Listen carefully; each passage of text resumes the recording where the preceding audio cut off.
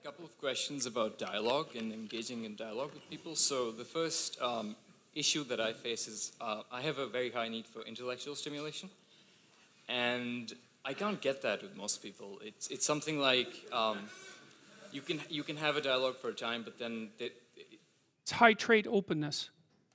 Yeah. But then they sort of run out of ideas, and they can't keep up, and it sort of falls apart. And I think this is a problem that intellectuals have quite frequently, is that they sort of, once they start reading difficult and rewarding stuff, they stop wanting to talk to regular people, and I think that contributes to the disconnect that you see between intellectuals and working class people and stuff like that. And the other question I had was about... Okay, wait, I don't know if that's a question. I mean, I believe there's a question in there, but The question is, how should we address that? How should I address it? And is that something that can be addressed? Well, part of the answer to that is that's what the universities were for.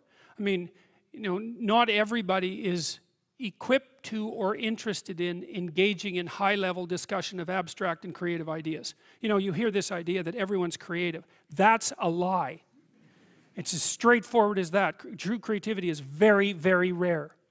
And so, and if you happen to be a creative person, or if you happen to be someone who's profoundly interested in ideas, you are in a pronounced minority. Just as you are if you happen to be extremely extroverted, or extremely agreeable, or extremely conscientious. These are minority issues. And what you do is you find like-minded people who are capable of engaging that. You know, heavyweight weightlifters compete with heavyweight weightlifters for a reason, and everyone thinks that's fine. And the same thing applies to intellectual and creative endeavors. So what you do is you try to find a community where that's the nature of the community, and you likely have to find a relationship like that as well. You know, so I don't think so. I think what contributes to the siloing is the arrogance that goes along with it. Because if you can be interested in ideas and you can be creative, well, that's the arrogance of the intellect, right? That's the thing the Catholic Church had warned about for centuries, is the arrogance of the intellect. So because if you're wise as well as smart, and there is no relationship between being smart and being wise, they are not the same thing. There's no quick pathway from smart to wise. And many of the people who I've known who were very wise well, some of them were intellectually impaired and were still wise, you know. So it's the arrogance that brings up the block. And I see this, for example, happening in the United States in particular, because the last time I went down there, for example, I had friends down there, and some of those friends are very, very smart people, and some of them were talking about the Trump voters, and they were talking about the Trump voters with contempt. And I thought, you better watch that, because that's 50% of the damn population.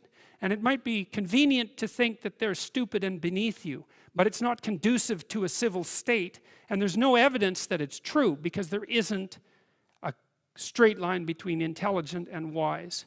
And so I think that if your character is developed and you're intelligent, you can have your siloed creative community, but you develop enough wisdom so that you can see all the things that people can do that are of high ethical utility that are outside the intellectual domain. You know, and I think that's why in the New Testament, I think that's why Christ is a carpenter. Right?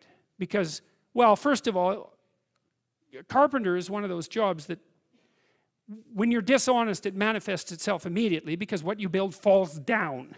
And so if you're an honest carpenter, you build a good house. So there's a nice metaphor there. But it's also a warning, in some sense, against the equation of intellectual brilliance with moral superiority.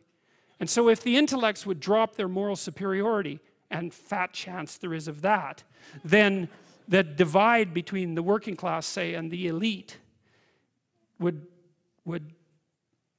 resolve. And there's every reason to have respect for decent working class people. I mean, it's on their labor, as the left-wingers at least hypothetically agree, that the entire edifice of the culture is resting. So you can have your cake and eat it too, but you have to not assume that your niche makes you superior. And it's very difficult for smart people, especially smart. There's this scene in Nietzsche's, it's in Thus Spake Zarathustra, where Zarathustra, the prophet, comes down from the mountain, and he comes into a public square, and there's this crowd around this little midget who's only about this high, who has a gigantic ear, and everyone is marveling at him. Well, that's what the modern intellect is like. It's a midget with a giant, well, mouth generally, not an ear. And the being is underdeveloped, but the intellect is hyper activated, and it makes the person extraordinarily unbalanced. And it's partly because they can't compete outside the intellectual realm, and that makes them very bitter, because they tend to think, well, God, I'm so smart, everything should just come to me. It's like, sorry, that's not how the world works.